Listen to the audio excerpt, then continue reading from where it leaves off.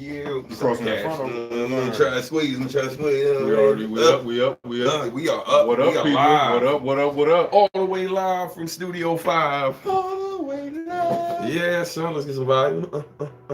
You know what I'm saying? Shoulders.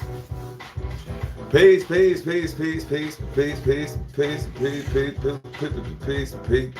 We black and to get ourselves together here. Yeah, Give man. us a second. Peace, what's going on, y'all? All right, welcome to Substantial Sunday. I am Substantial. These are my brothers from another mother. My man J Cash to my left. My man Sherm The Barber to my right. Tis I. Yes, son. And we are coming to you live from Studio 5 at Creative Suitland. I was like, yo, I just realized, I was like, in Studio 5. Ooh, live from Studio 5. Live from Studio 5. We all the way live. You know what I'm saying? So, yeah, you know, it's a thing now. I get to say that. You know what I mean? But, yeah, man, welcome. Cool little thing. All the way live from Studio 5. You know what I'm saying? Shout out to Black Thought. That's pretty cool. You know what I'm saying? It's almost the same syllables. Yeah. 215 Studio 5. It's same. It is the same. So works. Thank you, Black Thought. You know what I'm saying? But yeah, man, peace to everybody. It's been a weekend, son. It's been a week. You know what I mean? So how goes it with you guys? I'm straight. You know, it's been an interesting Saturday. Yeah. On a personal level, Jordan's coming along. We won our basketball game, so that's always good. Right. And then there was the topic of discussion that we're gonna wait for the show. Oh, okay. Yeah. Which was exciting. So yeah. Get that a little time. Yeah, we're gonna let that sizzle simmer a little bit. Right. But yeah, everything's been good, man. All right, that's peace, Chris. Thanks for tuning in. You know what I mean? Sure. What it is? Weekend was good, man. Had a busy week in the shop, so that was a nice end to the week. Got to pay some good bills, and of course all the stuff James is talking about sports wise, and you know I'll save my music for its time. But yeah, it's been it's a good weekend. Good weekend. That's what's up.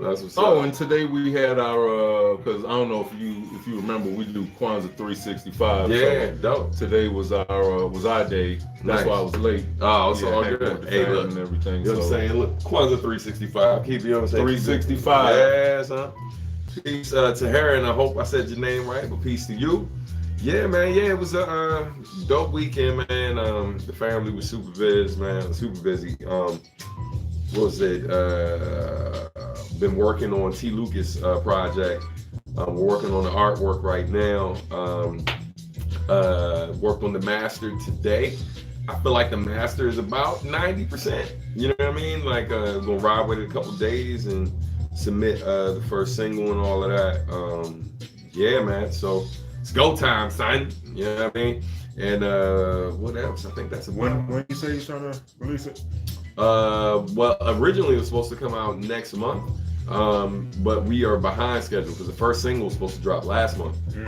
So we're supposed to be on single number 2 right now. So what we're going to do is probably shorten the distance between the singles, maybe less of like a month apart, maybe do like a 2 or 3 week thing, okay, and kind of get them joints out there.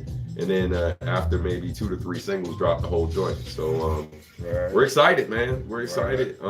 It's been really cool chopping it up with T. Lucas this much. You know what I mean? Like, this is the most we chopped it up and worked together since high school. So that's pretty dope. But shout out to him. Shout out to his homeboy Jada, who's on the album Jada 4. Shout out to Stephanie Gale, who's on the EP. Pardon me.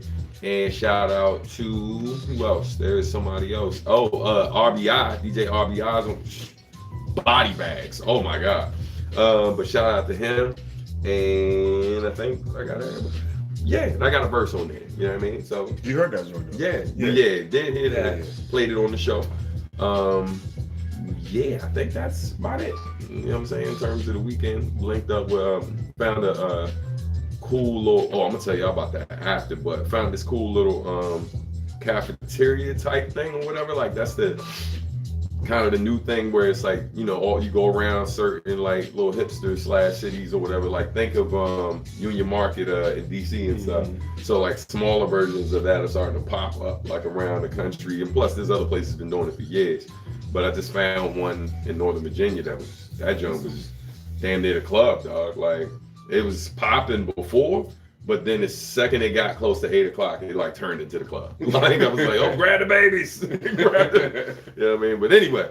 Y'all know a subscriber, Chris. Thanks for subscribing. Yeah, Appreciate that. Appreciate it, Subscribe man. the better. Yeah, man. But yeah, lots of it's been a week, bro. It's been a crazy week.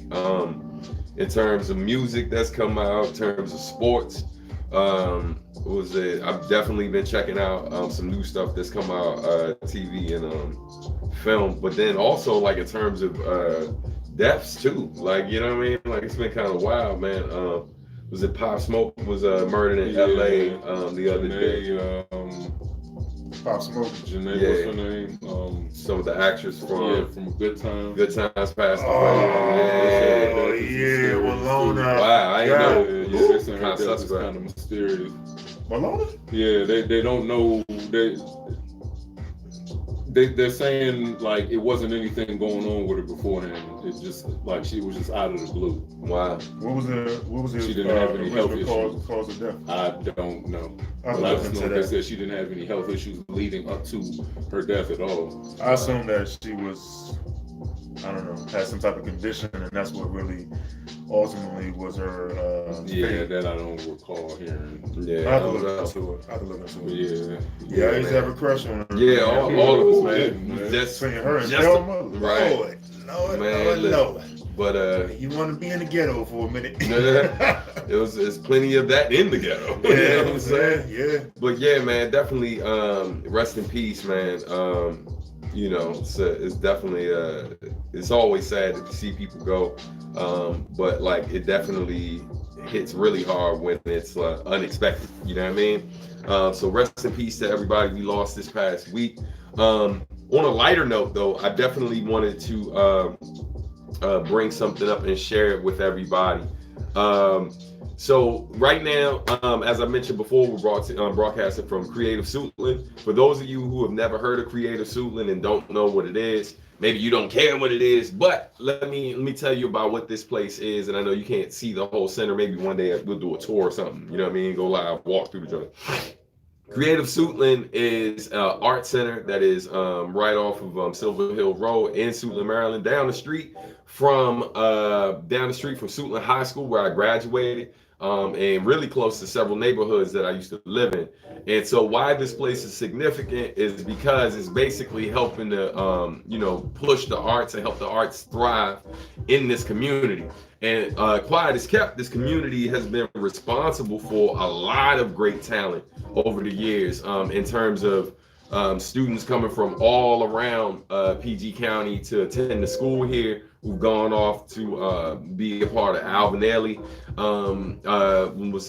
for dancers. And then you have like people like Steph and shout out to the homie R&B, who both were students at Cooper Union, which is one of the top art schools in the country, if not the top art school in the country. And people like myself who attended Pratt Institute. Outside of my clique, people like what's my man name from New York Undercover, the son, G or whatever, George Gore. He's a Suitland High School alum. Shout out to Natural, who's done stuff for Puma, Mountain Dew. He's also Suitland High School alum. People who lived in the community who were doing great things. Shout out to YB and Corday, who used to live in Suitland. Suitland has produced like some amazing talent over the years. And the one thing that like I think most people can agree with if you're from Suitland is, although the school has helped produce some amazing talent and there's been some talent that come out of the community as well, there was really nothing outside of the school other than regular community centers that kids had a place to go, and not just kids, adults too, where they could really find like a place that was safe for them to kind of just be in their zone, take more classes. Here at Creative Suitland, you can take salsa classes, African dance classes, African drumming.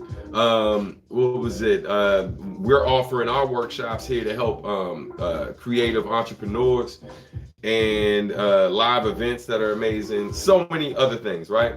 And so I say all that to say that Creative Suitland right now has a an Indiegogo campaign that's going on. And I want you all to check it out and see if you can support. You do not have to be wealthy or whatever to contribute to this. Whatever you have that you can donate, please do.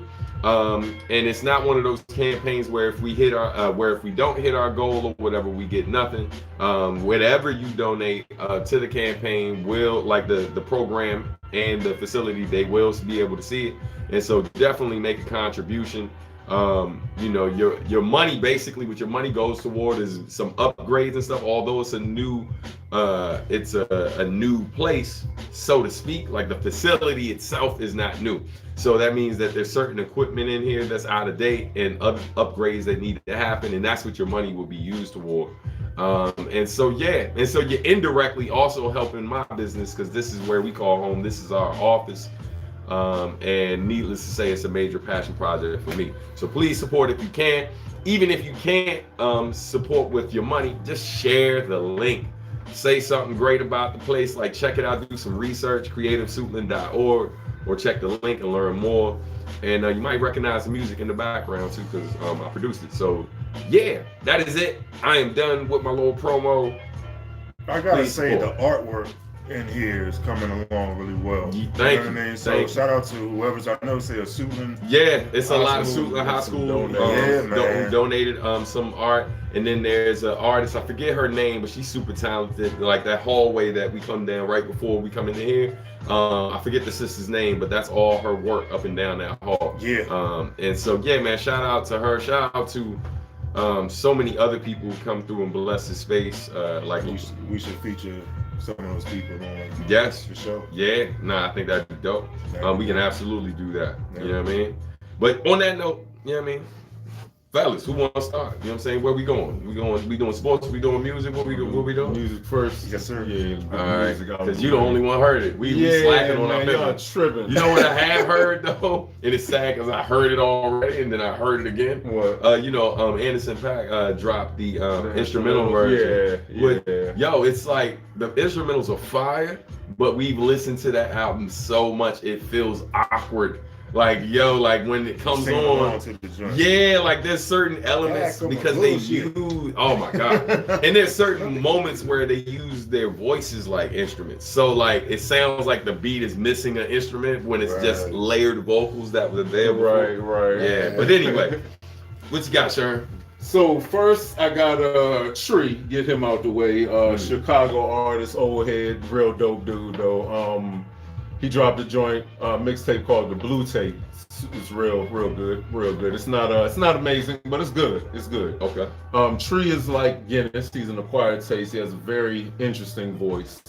And he has a subgenre he developed called trap soul. So I like him. I love him actually. So yeah, if you want to check him out, It's a different sound. Yeah, he's different. Yeah, he's definitely different. All right.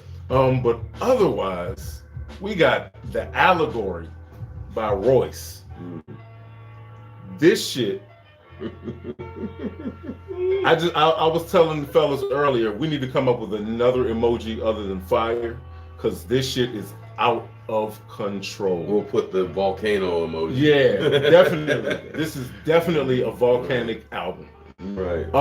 I do absolutely think it is better than Book of Ryan. Wow. That's saying a lot. I really think it's better than that. Honestly, was my album, not mentioned album of the year. Book of Ryan was blazing. How do you top that? Just wait. So what kind of album? What I will say is this album isn't as introspective as Book of Ryan. Yeah, I don't think you should do a back-to-back introspective album. Oh man, but the acrobatics. Yeah. He's going bananas, man. Like he's going absolutely batshit bananas on this album, man. I can't wait for y'all to hear this shit. Looking forward to it, man. Favorite song, The Allegory, which is the whole album. which is the entire album. That is my favorite. What type of features you got on there? Peace, Jay Wellington. He has some interesting features, man. He has fucking Griselda. Griselda is on that shit, just going crazy. I do have one issue with a Conway verse. I forget the name of the song, but he steals Boss's flow. Like, absolutely steals Boss's flow. He does his thing, but he absolutely steals Boss's flow. If you've never heard of Boss, check Boss out. He's a Dreamville artist. But he's got G Perico on there. I don't know if y'all are familiar with him, a West Coast artist, like super West Coast, still has a Jerry curl. He's good. I like him. Nice. Yeah. And he's who else? I forgot who else is on that song. But the features are interesting. It's not a lot, but they're fitting. They're very fitting. But this album is fire. Absolute super fire. Okay. So yeah, that's it. Expect nothing less from Royce. That's what's up. I'm glad he's keeping the momentum going, man, because he's been batting 1,000. You know what I mean? Like crazy. Yeah, but that was what was it? I think acrobatic. No, not acrobatics from Boston, Chris. I was just saying he's doing lyrical acrobatics. Yeah. On his album. One question is, I think Chris had about what y'all think about UK Underground? Yo, there's a lot of dope stuff coming out of the UK. Yeah. Well, first of all, Koji Radical. I don't know if he's necessarily underground anymore. But right. Yeah. But he once was. Yeah. He was. Yeah, man. But I love the UK Underground. That shit. Yeah. I like Shoddy Horror. I like Shoddy Horror. What's that one group? I think there's something Inc. I feel like I put you on to one of their joints. He's a battle rapper, but he makes music too. His music is pretty good. Which is surprising a lot of times. A lot of battle MCs don't have great music. That's why I perked up. It's like because it just usually doesn't equate. Nah, he's got some dope shit. He's got some dope shit. K-Shine too. I don't know how deep you are into it, but K-Shine, for real? He's got good music. He's got some dope tracks. Check him out. Okay, I like him as a battle rapper. I don't think he's top tier. Well, he's been doing it for a long time, and he's had some classic battles. So yes, he is top tier. But as far as being mentioned right now, I wouldn't say that he's anybody's top 5. So I'm hoping making sense. He kind of fell back. Yeah, you know what I mean? But he's been doing his music and putting more focus on that, and I think it's showing a whole lot more. So yeah, K-Shine is doing his thing. That's what's up. Yeah. Question from Jay Wellington: didn't he produce the whole album? Didn't who? I think he's talking about the Royce. Didn't Royce produce his whole album? I'm asking. That's not that I know of, but if that's true, that's crazy. Yeah, man. But there's one song I don't like very much, and it's surprisingly with him and Crooked Eye. It's a song called "Tricked." The message is cool. It's not bad rapping, but they are not, like, you can tell they're not trying. The flow is dum dum dum. Like it's a real kind of like it's basic, man. Yeah. And you don't go to Royce for basic. Royce and Crooked. Yeah, neither one of them for basic. So I was kind of surprised at that one. But yeah, the message, I guess is that song is more about the message, because it's a real good message to it. But yeah, it's just not my favorite at all. Yeah, man. That's it. Cash. So this weekend was the Tyson Fury Deontay Wilder rematch from December of 2018. So we're a year and a couple months from the original fight. Now, did you guys see the original fight? That's the first thing I want to know. Did you remember seeing the original fight? I saw clips most of it. Yeah. I ain't seen it. Synopsis of the original fight. You won't get the invite to Cash Crib no more to watch fights, son. I don't order them joints no more. You know what's a good place to do? We should check this out. They have fights now at Arundel Mills. Like, you go into the movie theater, you pay your ticket like you're going to see a movie, and they got the fight on the major screen. So you got your food, you got your, you know what I mean, the fight in front of you, crowd going raucous. Sure, have alcohol though. That part you don't have. But across the street at Green Turtle, they also host a fight. I just don't know about the standing room only. I don't know how y'all feel about that. You know what I mean? You get there mad early. I went over Shayla house. Oh, word? Yeah, I watched it over Shayla house. Okay, shout out to Shayla. So the first fight, Wilder knocks down Tyson Fury twice in the fight. But Wilder was getting outboxed. He lost pretty much every round outside of that. You know what I mean? And so I thought that in spite of the knockdowns, Tyson Fury won the first fight. But I thought that it was a political draw because one was a champion. They didn't want to give it to him off of, a fight that they thought, well, he got 2 knockdowns. I didn't like that. You know what I mean? So hence was the rematch, which took place last night. Last night showed that Deontay Wilder really has no answers and is pretty much overrated. Heavyweight, way overrated. Did you see what Stickman wrote? Was it, if you go on Instagram, one of y'all, but if one of y'all go on Instagram and look at what Stickman wrote, I think he summed it up really, really well. And he just talked about the importance of, like, basically, people who were like real students of boxing, and it shows in their work ethic, not just in their work ethic, but how they apply. You know what I mean? And I think what Stickman said, man, like, kind of really summed it up. And while, like, you like the flash sometimes of certain boxers and stuff, and their personalities are larger than life, but their fundamentals aren't there. And again, I didn't watch the whole fight, but just the clips that I saw. Yeah, man. So what you're going to see some point this week or next week is a replay of the fight. I want you to watch it. That's your homework assignment. When it comes on, I'll send you a text. Okay. I want you to watch it's the gonna fight. hurt your feelings, man. I saw it. I saw enough. It hurt my feelings, dog. When he licked his that neck, shit dog, was disgusting, B. When he licked his neck, okay, so I'm like, I it's got blood somebody everywhere, catch him out. I didn't even think of it as disgusting. It was disrespectful. I got it clear. I saw him flapping the tongue. I didn't see the contact. No, he didn't contact, but still. He didn't But still. But I think at that point, he knew the fight was already. It was a wrap. At that point, to me, it became black man versus white man. See, I don't, and that's another I'm aspect sorry. of the fight. I'm sorry. That's another aspect of the fight. I'm like, he licked your neck, you got to beat his ass. But that was not going down. My man, first of all, my man got walk around legs, dog. Yeah. How you boxing with walk? He got walk around the grocery store legs trying to box. Like, I could not believe that. Like, when I saw him start wobbling, I'm like, what is going on? Because the whole time I'm looking at their upper bodies, and I'm like, first of all, I'm looking at Fury arms. Fury's arms are gigantic. Well, he came in the fight at 270. They are, man, and Wilder was 230. So I'm looking at his upper body, and he chopped up. Wilder chopped up. I'm like, yeah, but I'm looking at his arms like, man, his arm's small. But then when he started wobbling, I'm like, why he can't get his legs together? I looked at his legs. His legs look like my forearms. They are disgusting. Yeah. So Stickman, I see he say he got no footwork. It's no way for him to have. It's no way he's working on his footwork. And you saw all he kept doing was trying to load up on that right. But see, that's my problem, and I said this before. See, okay, let me answer this twofold.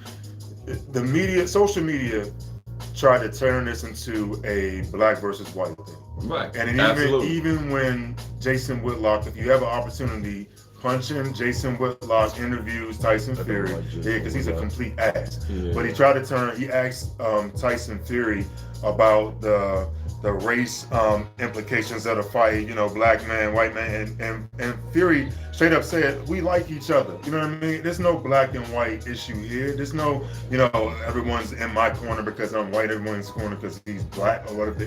It's just two fighters that feel like they're the best at what they do, and they're fighting each other.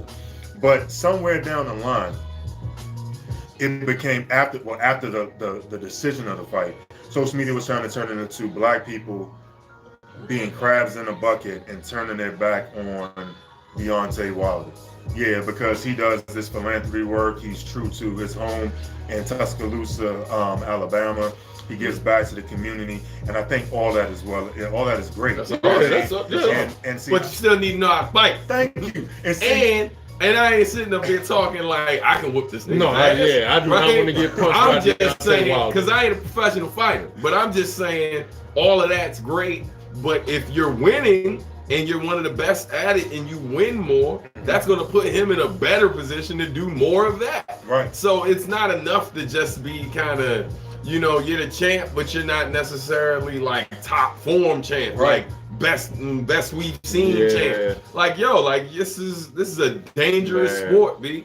It's a really dangerous sport. So you gotta be on top of your game. You know what I mean? So what I said, just to keep yourself safe. Absolutely. You know what I'm saying? So what I said in one of my online sports groups was, look, things that have been said are being said about Deontay Wilder now have been said about Deontay Wilder years ago. The man has he's a one-hitter quitter. He's a left jab, right follow. That's it. And after all these years, if you want to blame somebody for Deontay Wilder, you got to blame his trainer. You got to blame his trainer. Because they weren't putting him in a position where he could do anything else except rely on that right hand. He had no answers. He didn't change anything up. He didn't change his approach at all. I was looking at the fight and I was like, this dude is lost. By the second round, when Tyson Fury jumped on him in the first round, by the second round, Wilder was lost. By the third round, he gets knocked down, and on top of that, he gets hit in the man, left his ear. Eardrum was leaking. Oh my god! Eardrum, and if anybody, and it was said so during the fight. By once you bust that eardrum, your equilibrium is completely off. It's a wrap. Completely off. So then you saw him stumbling around. You saw his eyes. His eyes. He looked drunk. Yes, he was. His eyes was all over the place. His legs weren't underneath from those skinny legs. They never were. They never were. They weren't there. Them damn pencils were never there. So man. once that equilibrium was off, he already didn't have the answers. Technically, to stand in front of somebody like Tyson Fury with all them unorthodox, all that unorthodox shit had him absolutely lost. When I was watching the fight, I was like, left hand. If Tyson feints right and he throws the left hand, it's wide open. Sure enough, he feinted right through the left hand, and the whole crowd, ooh, you know what I mean? So to me, you got to go deeper than just Deontay Wilder and people not having his back. Things that are being said about him right now have been said about him for a long time. And to your point, you can't be in a sport like that and not show growth. And after all these years, he has not shown growth at this point. So it was bound to happen. He needed to fire everybody. It was bound to happen. And for somebody like me who said he's absolutely exposed. And you know, I've been watching me and Pops since I was young. We've been watching boxing for a very long time. You know what I mean? So watching boxing and learning the technicality of boxing. When you have a brawler versus a boxer, put your money on the boxer 9 out of 10. That is why Mayweather is still undefeated. Yes. And like, it's a points game. And people like, and I get it because people watch boxing to see bombers get knocked out, to see blood, to see, you know what I mean? It's really everybody waiting for another Tyson, and it's not going to like be. It really exposes our savageness, right? Like that's one thing about boxing. Like it really exposes the viewer's savageness, right? Like because people want to see dudes like really hurt up, and like Mayweather he was so smart. Right, dude, his boxing IQ was just so high, man. Ahead of everybody else. But one thing I want to say when you brought up Mike Tyson is you can't sleep on Tyson's technical ability. Yeah, he has his best. That's what I'm saying. Everybody wants to see that again, but you're not going to get you're not going to get that combination again. In his prime, he was a completely different brawler than what we see today, and that's what made Mike Tyson so great. That head moving, bobbing, inside, up, man! It was beautiful. That was poetic, man. And the slipping of the elbow. Yes. Because when he would bring it all the way back. So if the fist didn't hit you, the elbow was following temple ball. Absolutely. I think I lost an eyeball. Right, and that's what made him in his prime. Customato. Rest in peace, Customato. But the second that Mike Tyson lost Customato, you saw a whole different Mike Tyson. But again, that goes back to his trainer. He had him working so technically sound that Mike Tyson was the best brawler I think you'll ever see in the sport of boxing. Deontay Wilder is a left hand, right overhand boxer, and it showed. And he basically got exposed by it. You know what I mean? So he's a playground fighter. He's a playground fighter. Yeah. And if it ain't working, then he's in trouble. Hey, shout out to my cousin Tiffany over this. Just to say leg year. Yeah, right. Exactly. So the fight to me was all that I expected to happen because in the first fight I thought he lost. You know what I mean? And I knew that again, you match a boxer up against a brawler, put your money on the boxer. Every brawler has a puncher's chance. These are heavyweights. You can get hit, lights out. You know what I mean? It can happen. Shout out to Roy Jones Jr. as well. That dude had, like, in his prime, man, one of the best body blow knockouts I've ever seen. Dog, that dude fit. It looked like the glove disappeared. That nigga was Houdini, right? Like, bow, like, and it's just, it was bad. It was all bad. It looked like he just took his liver. You know what I'm saying? Honestly, the sport of boxing right now is hurting. You know what I'm saying? You're looking for that next great heavyweight, and for a while. You gotta remember, Tyson Fury is 30. I mean, not Tyson Fury. Deontay Wilder's 34. 34. You can't teach an old dog new tricks. Oh man. You know what I'm saying? He's held the reins for 5 years now. You know what I mean? And I think it gassed his head up to the point where he thought that all I gotta do is rely on this right hand. And you found out on Saturday that it ain't gonna happen every time. Nah. It ain't gonna happen every time. Shout out to Steph. She's like, until he wasn't. Right. Oh my God. So where we are now, and in closing is Wilder has to, well, first of all, he's getting, I think, surgery on his ear to fix the busted eardrum. Yeah, that and he has 30 days to do to sign off on the paperwork for a rematch clause. Wow. Do you want to see the trilogy? No. Nah, I'm good. Not unless he's going to do some work. Like, not unless he's promising that he's not going to come back like that. And honestly, he would have to start from scratch. Yeah. And that's why I preface this whole thing. Because he really didn't win the first, right? It's kind of like, I really feel like we've seen all we need to see. Yeah. You know what I mean? Like, styles make fights. Yeah. That style of his just don't match up with somebody like Fury. Nah. So if he gets in the ring, and in boxing is this, you only get so many chances before your light and your window closes. Right. So if you lose one time, okay. You know what I mean? If it's a controversial loss, like the first loss, fine. This second loss, he got his ass whooped. You know what I mean? So if he comes out in a third match and he doesn't do something spectacular, it's pretty much going to be the last that we hear of Deontay Wilder. And that window is going to officially, be closed. You know what I mean? Anything that he does beyond that, it's not going to really amount for nothing because we've already seen him at his best and now at his worst. That's just how the boxing game is. Right. So I personally, I know it's going to happen, but I expect the exact same results. Yeah, I feel you. Somebody said in the comments they want to see Fury versus Joshua. How you feel about that? I agree. Joshua, who's Joshua? Yeah, so Joshua is a UK fighter. He's real cut. He's real swole. Anthony Joshua wanted to fight Deontay Wilder. Here's the funny part about it. The biggest fight, the mega fight that everybody wanted to see was Deontay Wilder, the brawler, versus Anthony Joshua, the boxer, before they saw Fury Wilder. So basically, what y'all laughing at? Shout out to Jay Wellington. He said, I want to see Wilder go head up with the squat rack. That's a lose for another loss for Wilder. Oh, man. So, long story short, the UK fighter was undefeated for a while. Then he fought this big sloppy fighter named Ruiz. He was dominating the fight early. Ruiz hit him, caught him off guard with a fight. Oh, short, fat dude? Yeah. Okay, somebody was talking about it. And actually had to fight. And he actually beat Anthony Joshua. Joshua. That's what Anthony, okay. So after Joshua loses that fight, he lost all leverage to say, I want Wilder in the mega fight. Right. It was going to take Wilder losing for Joshua to actually get back, to actually have that fight happen with Joshua versus Wilder.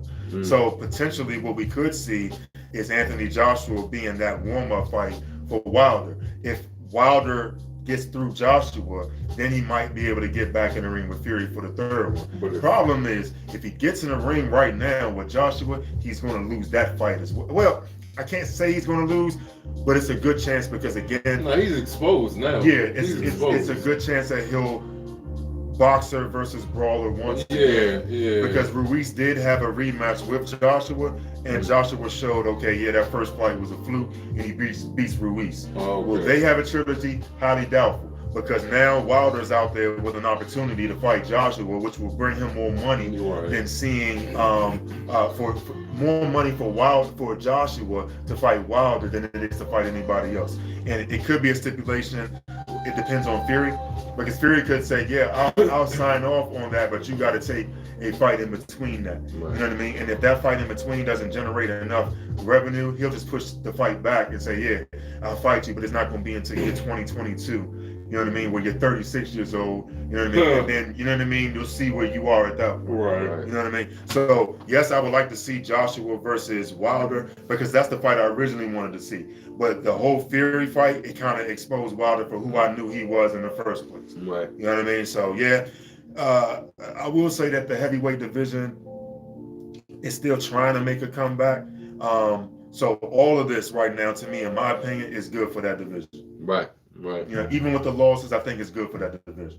You know what I mean? But it is what it is. We'll never see the Lennox Lewis, the Evander Holyfield, the Mike Tyson era. A lot of great right. Well, I don't think we'll ever see that era again. Right. But just the fact that we're here is making things interesting. Yeah.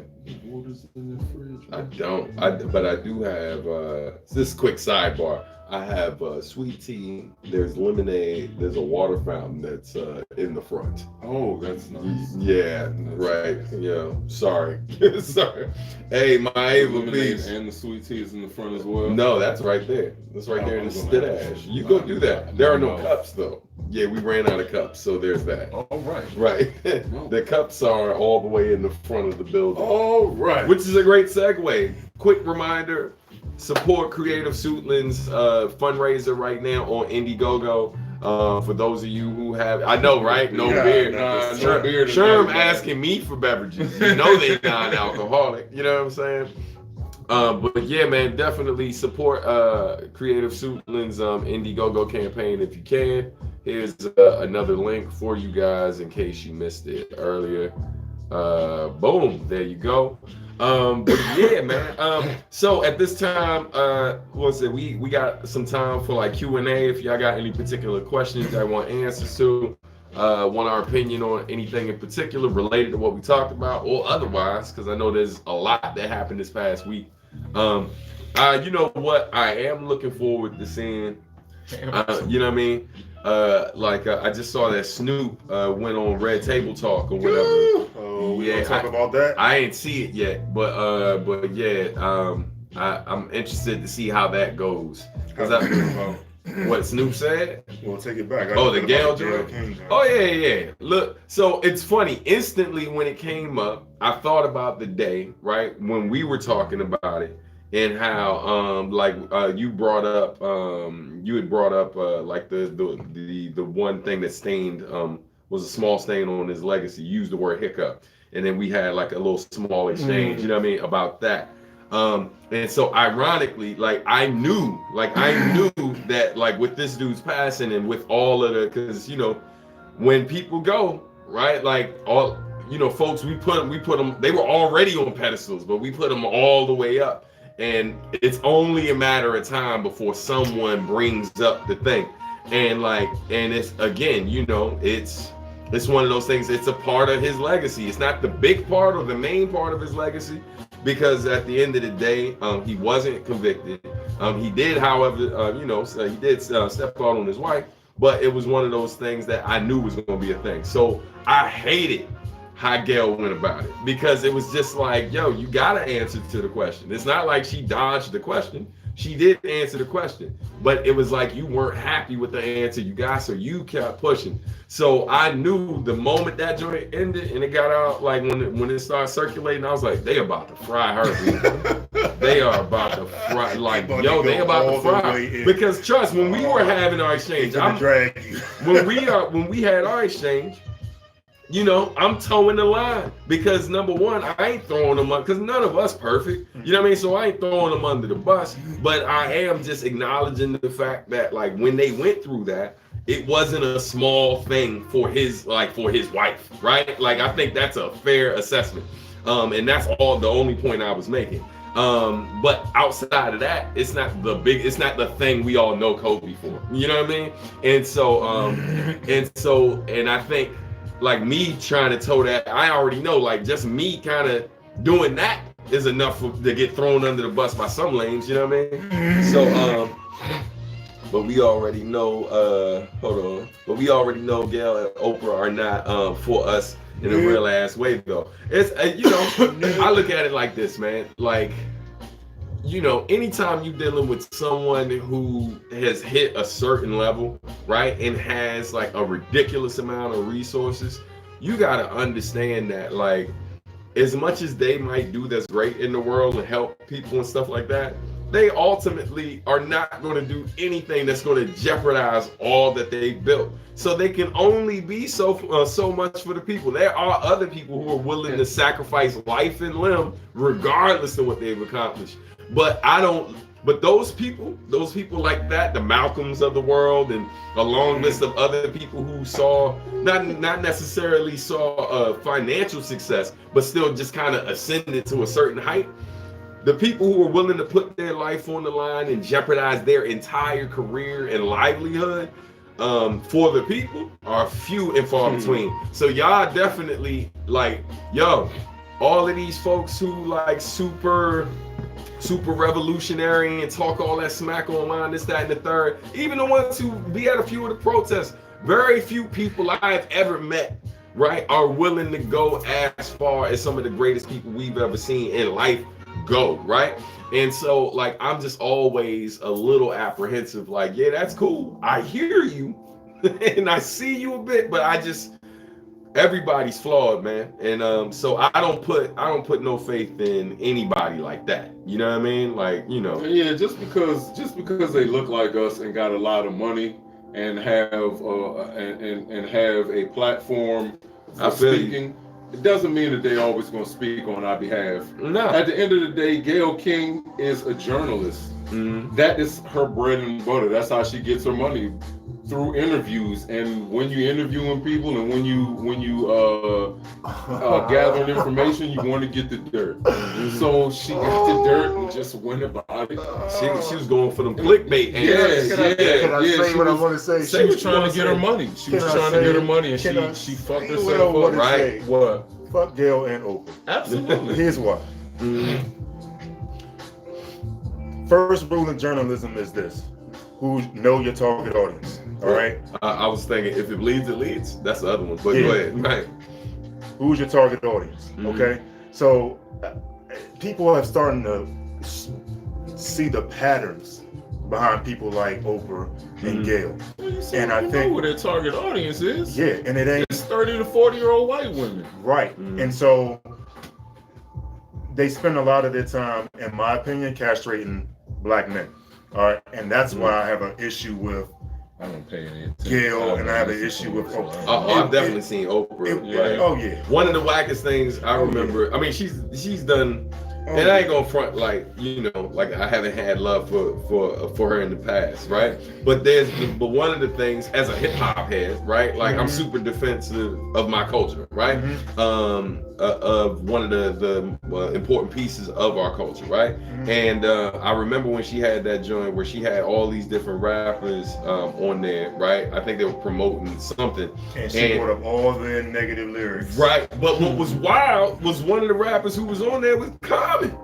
And it's just like, yo, instead of changing the conversation after you talking about some of the negative and being like, well, you know, one of the things I've noticed with you, that you have these certain types of messages in your song. The Ice Cube. Yo, she basically just wanted him to explain why all these other people doing all this stuff, right? As opposed to sitting up there and flipping it when she got to him and being like, but you are different.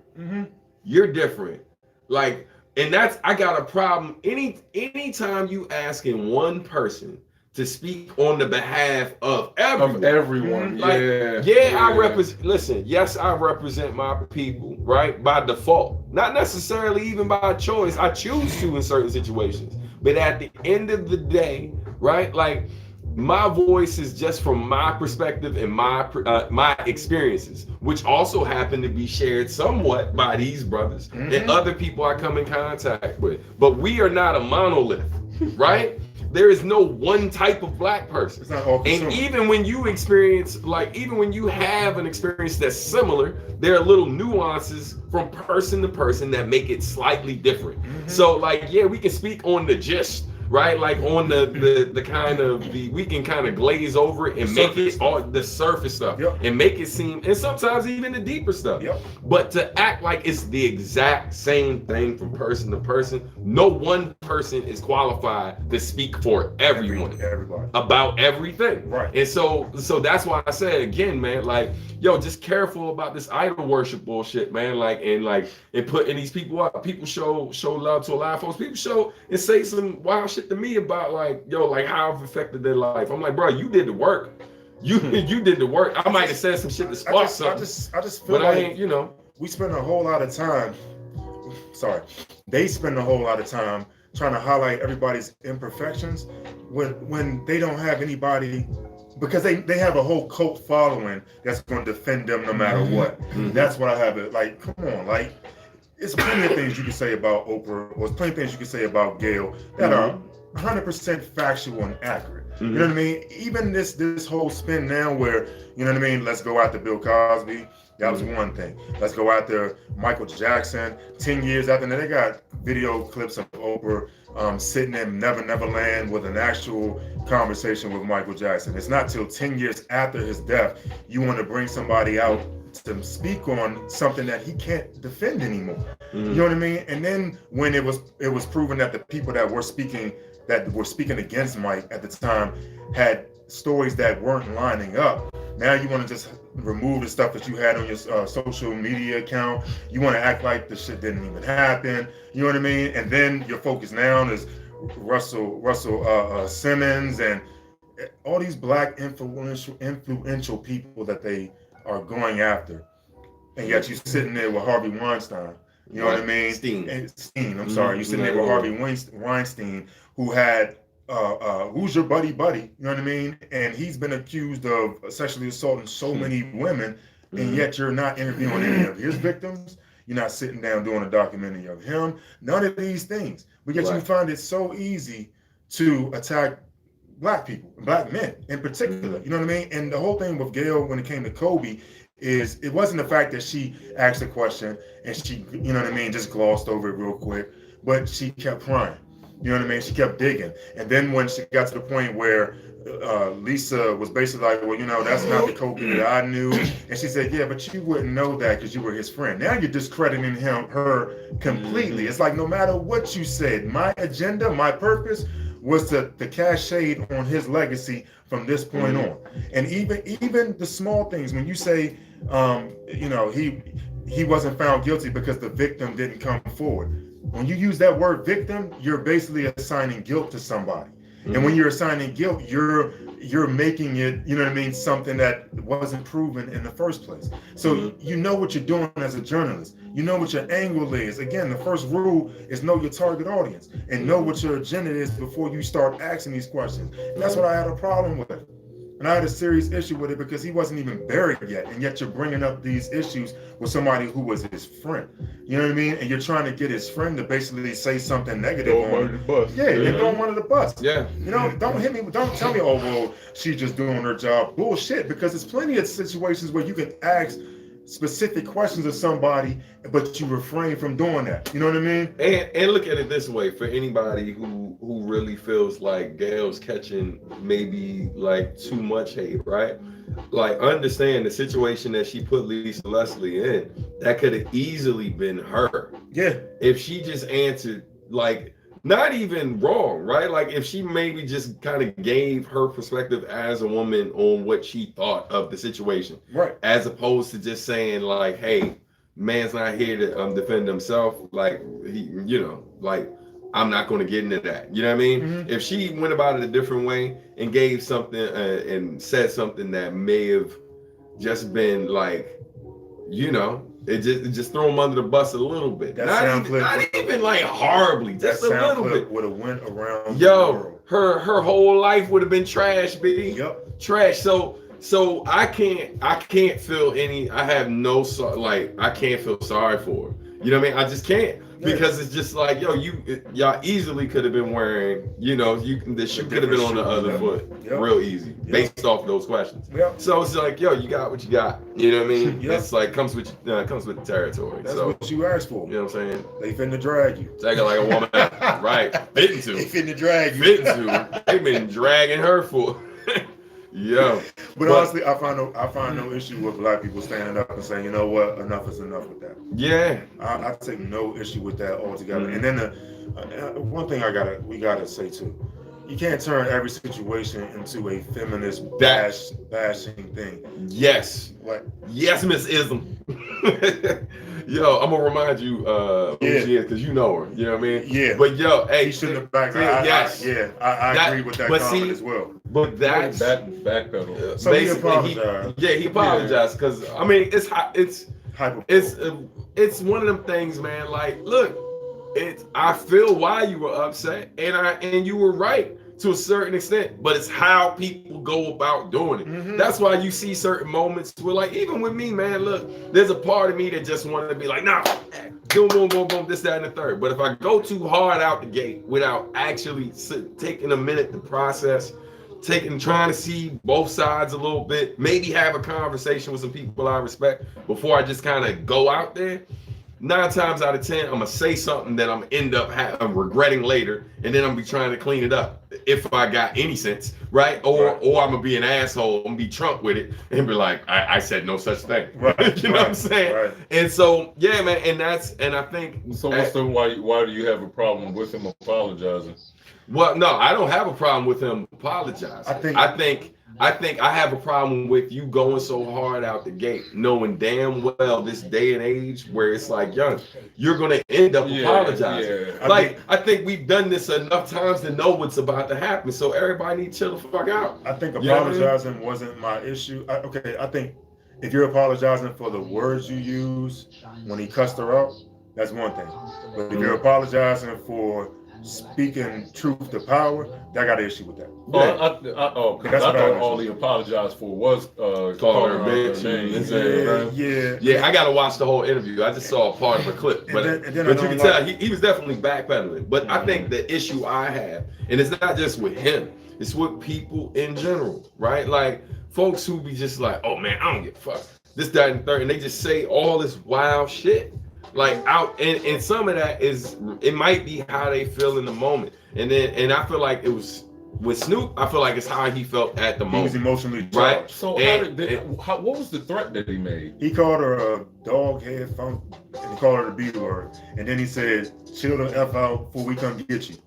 So it's before we come get you. Yeah, you can't say that. Yeah, you know what I mean. But and possibly calling out her name. Yeah, you probably should apologize for that. But he's emotionally charged. But you know what I mean. And I'm not making excuses for him, because I think that apologizing for that part of it wasn't a bad thing. But don't apologize for all the stuff you said prior to that, which was stop coming after us. Y'all keep killing us. You know what I mean.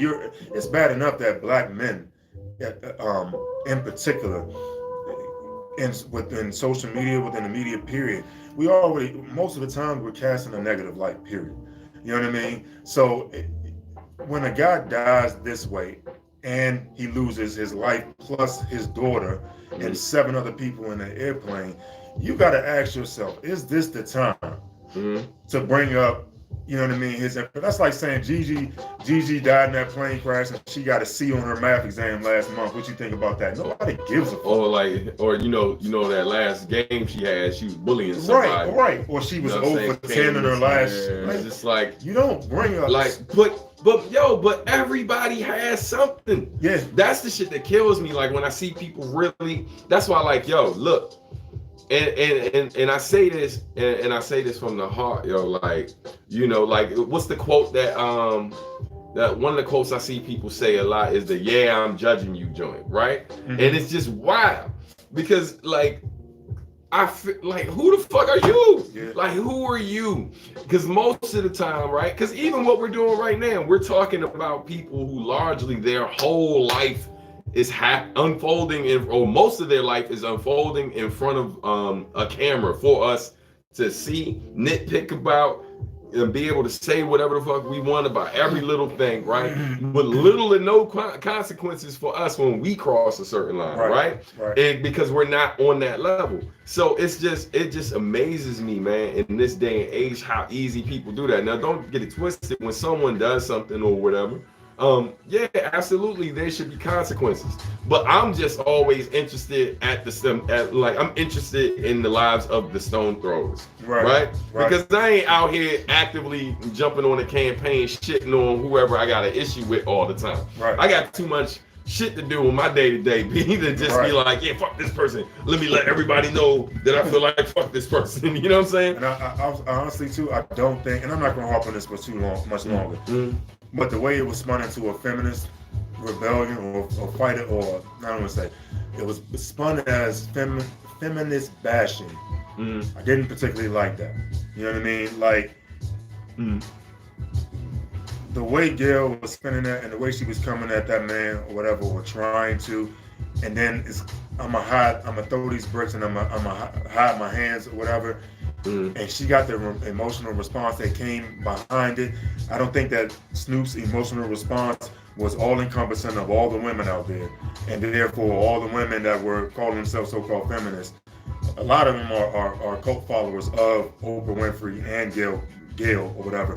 Should have jumped bad like that and turned it into we got to protect our women. We got to, like, he's emotional. You know what I'm saying? But again, like, here's why it's bullshit. Because one could argue when he was speaking up, he wasn't only trying to protect Kobe's legacy, he was also trying to protect the woman who she was interviewing and putting in an awkward position. Again, she literally was Lisa, she put her in a fucked up situation. Yeah, and she was one wrong answer away from being Gail. So, and that's why, like, when people say that, I'm like, yo, I call bullshit. Because it's just like, and don't get it twisted. Look, man, I'm an advocate for women, like, every fucking time. You know what I mean? Look, we don't always agree with the stuff and it's just like, I just got a different perspective. I don't necessarily see myself as the guy who got all the answers, but there are certain experiences I have as a dude who has 5 sisters, right? You know what I mean? As a dude who literally I've lived most of my life in a home with all women, right? Like, that's just real. And as much as I kicked it with dudes and shit like that, like, I definitely hear it, right? And see our side of shit. But, like, I also understand that most men aren't present for, like, the put it this way, the shit that we say and do, right? Like, we oftentimes do it, we catch some backlash, but then we go home, right? And sometimes we live in it and there is nowhere to go. But, like, I was the dude who a lot of times when other men did the shit, like, it's just like, yo, it came home and I just had to see, right? I just had to, like, witness all the pain, see shit that happened to them as children or whatever, talking about my sisters, shit that happened to them as children that have, like, literally fucked up their interactions with people to this day. This is a wilder joint, bring it full circle. To this day. And so, like, I see both sides, right? Like, I see both sides, and I'm definitely, when I agree with the shit that they're saying, I'm gonna ride for them every fucking time because I know it's hard. Hey, look, one of the best and fucking I agree quotes. With that. One of the best quotes anybody ever had was Wanda Sykes, right? When they were talking about the whole, like, you know, choosing to be gay shit, right? She said, so let me get this straight. You think I'm gonna choose to be a woman, black, and gay? I'm gonna choose to be a woman, black, and gay. I just need to make my life even more fucking difficult, right? And so while sometimes it's easy for us to be like, you know, say what we gotta say and just like, and not understand because we're speaking from a point of view of privilege to a certain extent, because it is a man's world, right? Like, we still like are sitting in some of the highest positions in the world. Like, the percentages or whatever are fucking crazy. Like, yo, like, dudes are calling the shots still, regardless of how much catch up women are doing, even though they're more educated, which is crazy in itself. And so that's why I take issue with it.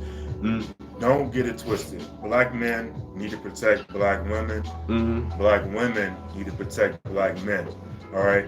So when you bring up, it's a different. When you said it's still a man's world, I would preface that and say it's still a white man's world, because being a black man, it's not too many cases where I don't see us get shitted on a lot. Oh, you know yeah, what I'm saying? absolutely. And it just gets tiring. But we are still men. Yeah. So but that oftentimes puts us still a step ahead. And see, it does. I hear you. It but does. I hear you. It's saying we're still men and it's still getting a step ahead. I hear you, but here's what I see. Especially in the television world. Okay. Working all these years through TV, I've seen where there were 2 black people on my floor within the whole company.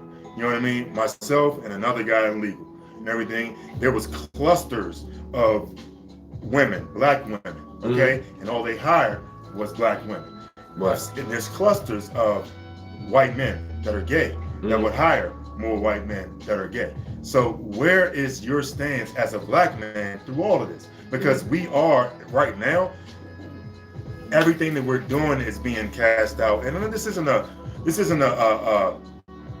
woe is me party. You know what I mean? This ain't nothing that I'm like, oh, well, yeah, you know, we got to do. All I'm saying is we can't look at the way that the world looks at the dominance of men and associate black men with being on that same level. Because at the end of the day, we're still being treated as 3/5 of a man and not necessarily equal with our white counterparts. So that's why, yeah, it is a man's world, but it's a white man's world. So when it comes to us protecting us, we need to step up and do that a whole lot more. And so when I see Gail, and I see the Oprahs, and I see the Tyler Perrys, and I see the Lee Daniels out there that constantly put this image out there, will constantly have these interviews where they go hard at black men, and they go hard at what it is to be masculine, or they go hard at what it is to be a black man altogether. It's just disturbing to me on a number of levels. And so that's why I feel like, where is our protection in all of this? And why is it whenever we step up and say, you know what, yeah, we understand that you guys feel like, you know, this guy in particular did something wrong, but when y'all gonna start taking and looking at the other side of it? When y'all gonna start taking accountability also for yourselves in a lot of these situations that are there? You know what I mean? And to me, that's where I'm not really seeing that balance. It's just, you got to take it. You got to take it. You know, fuck what you think. You got to keep taking it. You know what I mean? So that's what I feel on that. So just want to point out a couple things she said in the chat. And so she was just pointing out how let's back up. So it's on right here. Right. Said but black men don't have to ask black women to show up for them. And I'm keeping 100. Like, I feel like at no point in time in my life, like personal experience, and I know this ain't the experience of most of the dudes I know, but like, if I was in need, right, and I'm surrounded by good dudes who I can rely on, but like a lot of times the people I never had to worry about in terms of if they had my back, and it was without question, most of the time was black women. You know what I mean? More so than a lot of my male counterparts. And it's no shot at anybody in particular, because I wish all my friends were like y'all. You know what I'm saying? Some of them are, some aren't. But I would definitely say that a good amount of dudes from where we're from or whatever could argue that a lot of times or whatever, if they was dealing with a situation and their ass is about to be locked up and no one's writing them, no one's showing up, oftentimes they could look across, see their mama, see their sisters, see some black woman or whatever coming to their defense. Even if your ass did it, right? Like, even if you were wrong as fuck and you done her wrong a million times or whatever, you still counting on, like, you know, you look at, I think that it's is deeper. Oh no, but yeah, no, absolutely. But you got next week. But one could argue, like, yo, and I mean, and we've seen it. How many different videos have we seen? How many different times we've been in situations where we've seen dudes not step up and not necessarily come to their defense. So it's not this one-sided thing or whatever, where it's like yo, like, yeah, we catch hell, right? We absolutely catch hell. But I still go back to the joint, white man's world, true, absolutely. But at the same time, because we are men, there are certain things that, like, yo, we get the opportunity to go at it first before they do, whether we're talking about sports, you know what I mean, and the opportunities that come with that versus the opportunities that come for women in sports, or if we're talking about what's this shit? That shit threw me off. I always wonder what song that is. I never asked. That's not what I'm saying. That's not what I'm saying. All right, so there are avenues for men, black men, that may not be the same for black women. We've had a whole show where we talked about, you know, the WNBA versus the NBA. Okay, and it's much deeper than just saying we want the same thing as y'all. You know what I mean? When it comes to, and on the surface, it's always easy to say if LeBron James is making $23 million a year, then I think that Skylar Diggins should make $23,000, $23 million. The sports thing was just a quick reference, but it's across business as well, especially in a day and age. That's our cue. But especially in a day and age where literally, like, black women in our country are the most educated group of people in our country, right? And so for them to be the most educated group of people in our country and still be making less than, like, almost everyone, you know what I'm saying? It's fucking ridiculous. And so, like, so it's not just sports, right? It's not just entertainment. It's everything, right? It's everything. And even, like, with all the shit we've experienced and all the shit that we go through, we somehow, like, if we manage to put ourselves in a position to get a leg up, there's still certain things that we're going to be able to get access to that they will not be able to get. But at the same token, and this is factual, white women with the same level of education that black women have make 19% more annually than black women. So absolutely right. So at the same time, if you start looking at unemployment when it comes to black male, black women, our percentage is a lot higher. You know what I mean? Well, but we know part of that is also because of the criminal justice system. It's too. Systematic. And right. See, that's why systematic, yes, but it's systematic. Right, and that's what I say. We have to, not should. We have to stop looking at each other like we are black men versus black women and vice versa. We absolutely have to stop doing that. Because the more we start comparing, well, you know, you still a black man, so you still get more than me. Bullshit. You know what I mean? Because at the same time, but that goes both ways. It's not bullshit. But that also goes both ways. My bad. That goes both ways though, because that also means that, like, instead of saying I'm a black man, so I got it harder than you. That's what I'm. You're not saying that, but that's what dudes do all the fucking time. But that's what I'm harping on. That's what I'm harping on. We all just gotta do better. Like that. That's the main thing. Because that right there, because like that's why I ain't been saying nothing. Because I agree with both sides. Yeah. But my disagreement is where it tends to feel like a competition. It is, and that's what I hate about it. Who's hurt the most?